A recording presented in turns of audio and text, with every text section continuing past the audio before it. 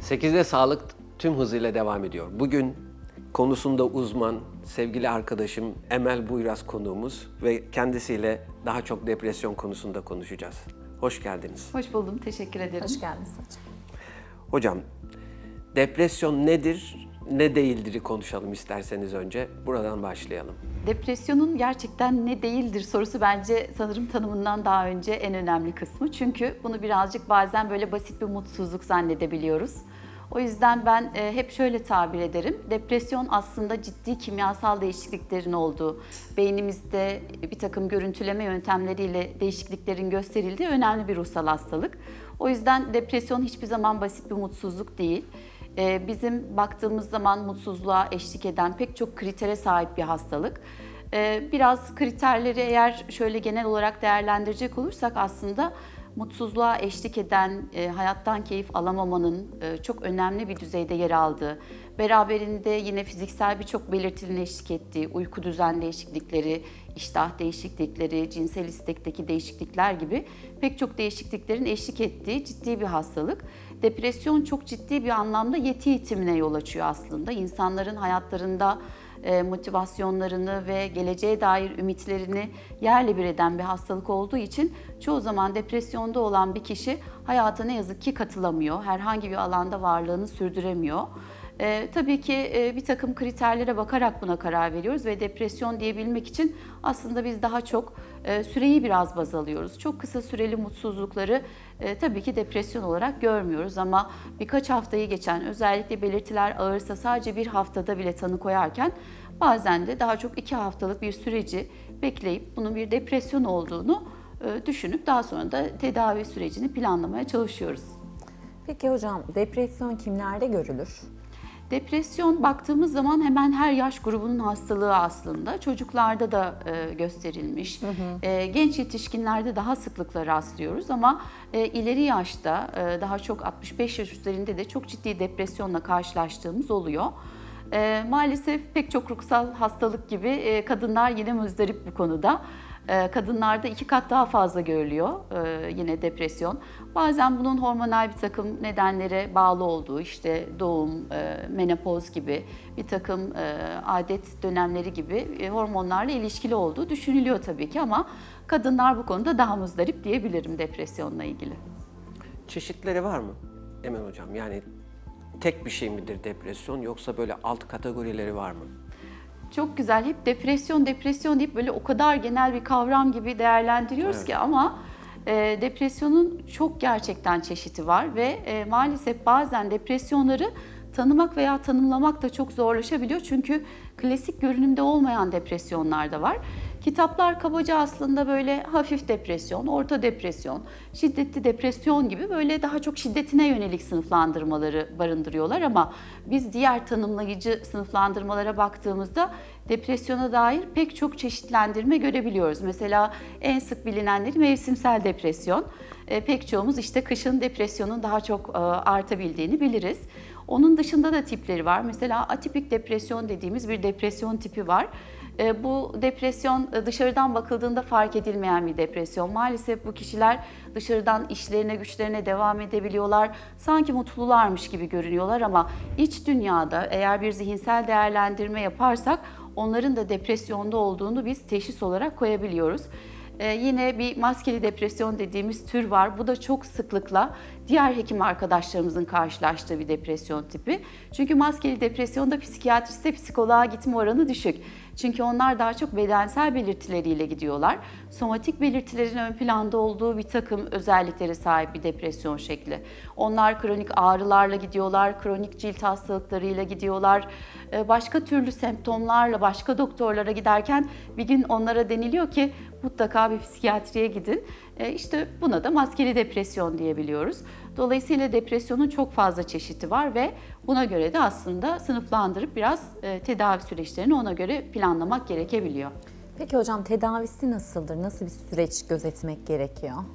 Şimdi tedavi kısmını planlamak bence çok kıymetli. Çünkü biraz biz psikiyatride sanki daha çok ilaca kayıyoruz hemen ilaç tedavisi başlıyoruz gibi de bir algı var. Kısmen de doğru bir algı aslında bu. Çünkü biz gerçekten de bize geldiğinde hastalarımıza ilaç başlama gereği hissediyoruz. Çoğunlukla bize biraz ağır dönemlerde geliyorlar, hemen gelmiyorlar.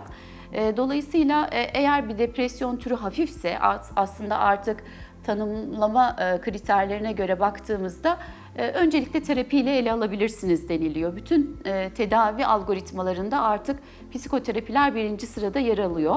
Eğer hafif depresyonsa sadece psikoterapiyle izlenebilir. Fakat ağır ve ciddi durumlar varsa, ki burada biyolojik ve kimyasal değişikliklerin olduğunu zaten bildiğimiz için mutlaka bir medikal tedaviyi de devreye sokmamız gerekebiliyor.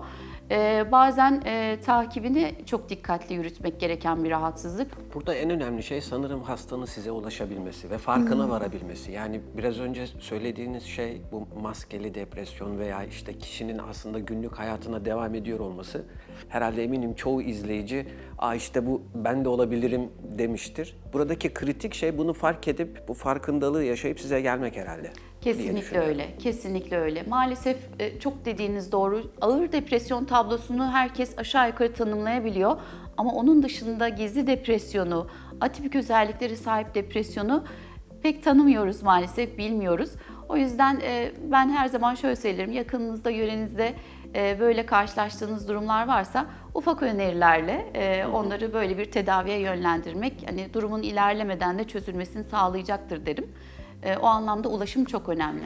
Bu arada siz psikiyatrist olarak bunun hem psikoterapi kısmını hem ilaç tedavisi kısmını yapıyorsunuz gibi anladım ben. Evet, doğru doğru, mu? doğru. Çünkü Doğru. hani işte gidince psikiyatriste hemen ilaç veriyorlar ön yargısı var ya, bu gerçekten insanları da biraz alıkoyan bir şey. Onun için soruyorum. Kesinlikle, kesinlikle ve bence tedavinin zaten çok önemli bir basamağı.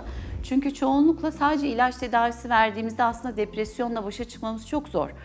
Çünkü depresyonun kognitif dediğimiz, bilişsel dediğimiz, düşünsel dediğimiz tarafları var ve yatkınlıkları yaratan kişiye ait faktörler var. Bunları konuşmadan, bunlarla ilgili süreçleri birazcık değerlendirmeden, uygun tekniklerle, psikoterapi tekniğiyle ele almadan depresyon pek düzelmiyor. Ya da maalesef tekrarlama eğilimine giriyor ki biz tekrarlamasından da korktuğumuz bir hastalık olduğu için psikoterapiyi mutlaka hem tedavi edici hem de koruyucu anlamda mutlak öneriyoruz. Onu soracaktım. Nükseder mi bu? Hani bir insan depresyon tedavisi olduğunda artık bu defter tamamen kapanmış mıdır? Yoksa tekrardan hani nüksler görülüyor mu veya böyle bir şey var mıdır? Mesela tedavisi bitmiş bir hastayı ne kadar süre takip etmek lazım? Şimdi biz tedaviyi tabii bir remisyona girdiği dönemden sonrası için 6 aylık bir koruma dönemi gibi düşünürüz. Eğer bir kişide ilk kez bir depresyonla karşı karşıya kaldıysak, daha sonrasında da uygun sonlanımla beraber kişinin aslında eğer bir psikoterapi sürecinden de geçtiyse korunacak bir noktaya geldiğini düşünürüz. Kitabi olarak bir depresyonla ilgili risk faktörlerine baktıklarında zaten bize şunu söylüyor çalışmalar. Eğer bir kişi geçmişte bir depresyon geçirdiyse yeniden depresyon geçirme riski maalesef yükseliyor. O yüzden bir kez depresyon geçirmiş olmak aslında riskimizi üst noktaya taşıyor. O yüzden de koruyucu tedavi dediğimiz, yani bir kişinin işte stresle başa çıkma sistemlerini daha iyi bir noktaya taşıyabilmek, geçmiş travmalarını biraz çözümleyebilmek, anlamlandırabilmek, biraz daha sosyal ve işlevsel yaşantısını daha iyi bir noktaya taşımış olmakla aslında biz bir miktar koruma tedavisini planlamış ve gerçekleştirmiş oluyoruz. Hocam peki psikoterapi olsun, psikiyatr bölümünde olsun, hastanın ilk size gelişi, hasta kendiliğinden mi geliyor? Ben depresyonda olabilirim diye ya da gitmem lazım diye, ya da aileler mi yönlendiriyor? Bir arkadaş vasıtasıyla mı geliyor? Depresyondasın, gitmelisin diye. Muhakkak buraya gelme sebebiniz diye soruyorsunuzdur yani. Evet. En çok nasıl geliyor? Kendiliğinden mi geliyor yoksa yönlendirmeyle mi geliyor? Şimdi klinik tecrübemde ben hep bu soruyu sorarım gelenlere. Evet. Hani nasıl karar verdiniz? Hani Evet. buraya gelmeye nasıl karar verdiniz sorusunu sorarım. Tabii depresyonda motivasyon azalması çok yüksek oranda eşlik eden bir bulgu maalesef. Dolayısıyla bu kişi aslında bir yardım arama davranışını da, bir çare arama davranışını da maalesef ki kendi harekete geçiremeyebiliyor.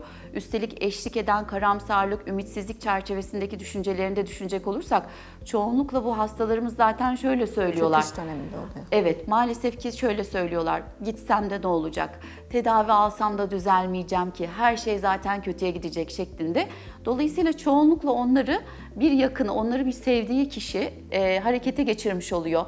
Maalesef biraz bazen zorlayarak da olsa getirmiş oluyorlar ki bu bence iyi bir şey bu anlamda. Bazen de daha çok şu anlamda da kendi gelen kişilerle de karşılaşabiliyorum. Depresyonun öfke kontrolüyle ilişkili, agresyonu artıran bazen tipleri var. Bazen de kişi aslında bir depresyonda olduğunu düşünmüyor ama benim öfke kontrolüyle ilgili sıkıntılarım var diyor. O zaman da aslında kendi gelmiş alakalı. olabiliyor. Evet. Hocam çok teşekkür ederim.